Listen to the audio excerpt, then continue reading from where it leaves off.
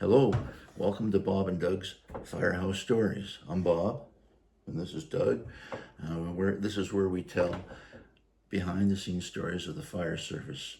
Doug and I are career firefighters, as were our fathers, and we got lots of stories to tell you. And we're going to tell one now about Doug's father, who was jointly our platoon chief at one point in time.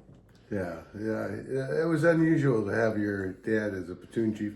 Not that the fire department in those days didn't hire fathers and sons or brothers or whatever, but they never worked together. Always on a different squad.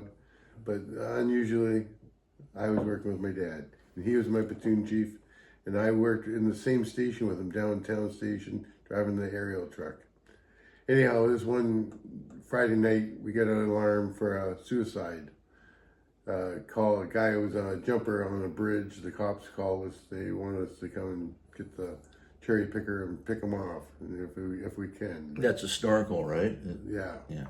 The ladder truck. Yeah. Anyhow, we get down there. Where this bridge is in the park, and it's on a bit of a hill, so it's not the best for setting up the ladder, nor is it with this old bridge that the guy's up on the girders. He's above the Thames River. But there's probably about 2 feet of water. Not enough to kill him if he jumps, but just enough to hurt him bad. And then he'd hit in the water, would bump him down the rocks all over there. Exactly. He'd feel it all the way to the Forks. Anyhow, we get there, and I tell my dad, the platoon chief, I said, I can't set that truck up there. I said, the hill isn't the right angle, and it's not going to pick him off. He said, well, you're blocked in now. Just wait. So we won't be here that long. This is around 2 o'clock in the morning. Anyways, they had this little, like an elevator thing the police had, and the guy's up there negotiating with the jumper. Now, I've been to a lot of suicide attempts, and people that are going to commit suicide, they just do it. They don't wait around or anything. Mm-hmm. People that wait around, they're just looking for attention. Anyways, I got no sympathy, obviously. But anyways, we're sitting there in the ladder truck. It's 2 o'clock in the morning. This guy's, oh, I'm ready to jump. I'm ready. No. The police are like, oh, no, calm down. Oh, all right. So he sat down. My dad goes and he gets into the platoon chief's car, and he's sitting there with his driver. And I can tell all I can see is his legs and his arms. Then I said to the captain, I said, oh, geez. I said, he's strumming the dashboard. And yeah, exactly. And the chief says, my captain says, what do you mean? I said, the chief. I said, he's strumming it. I said, he's getting pissed off. I said, he's going to lose his shit very shortly.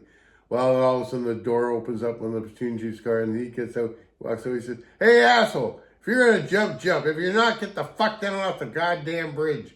He says, and the guy up on the bridge says, fuck you, like that. He says, no, you fuck yourself, like that. So the guy comes climbing. He goes to attack my dad, and the cops jumped him, arrested him. Anyways, the end of the story. We go back to the hall, and that was the end of it. The negotiator comes over to my dad, and he says to my dad, he says, Chief, you can't do that. He says, you can't talk to the jumpers that way, because if you talk to them that way, he said, one of these times he's going to jump. He said, he would have jumped. He said, Christ, where is he now? He's in custody. He says, he's off the bridge. End of the story. Hey, speaking of jumpers, remember when we used to train by jumping into the life net? Oh, the life net, yeah, that was always fun. You had that on your truck as well, yeah, right? Yeah. So we had an alarm that was downtown. It was about 1:30. The bar was just closing, and there was a fellow that wasn't too happy, and he was standing on one of the old buildings where this bar was located in, on a parapet, and he was standing there looking down. And of course, word gets into the bar that there's a jumper, and then we get called. By the time we get there, there's a crowd of about 60 or 70 people all around. None of them right underneath where they're going to get squished. Yeah. But all around, and sort of taunting this guy. Jump. I wasn't there. I just going by what I've seen before. So we got the net out of the truck that you drove. Yeah. And set it all up, and that was probably the only time I used it, in real life. And we had you got to hold the net like this when they jump, because No, sorry, you got to hold the net like this when they jump. And your elbows go by you, so that's So like so a so shock. so when the shot comes, it goes like that rather than break your wrist. Exactly. So we get about 7 or 8 firefighters on it, which is, they're sort of meant for 10 people, but this is just a small guy, and it was like only 2.5 stories. And we're underneath, right? And we're, he's moving from side to side, and we're going shuffle step back and forth, right? And this goes on for about another 40 minutes. We're sort of saying, this friggin' net's getting heavy, Doug. Oh, sure. We're sitting there. It is heavy. Yeah. And we had this young guy that was just starting, the first few months on the job. He's in there, and I hear him beside me, and there's this another guy beside him that was a veteran. He looks up at the other guy, and he says, I gotta have a leak. What am I gonna do? I gotta have a leak.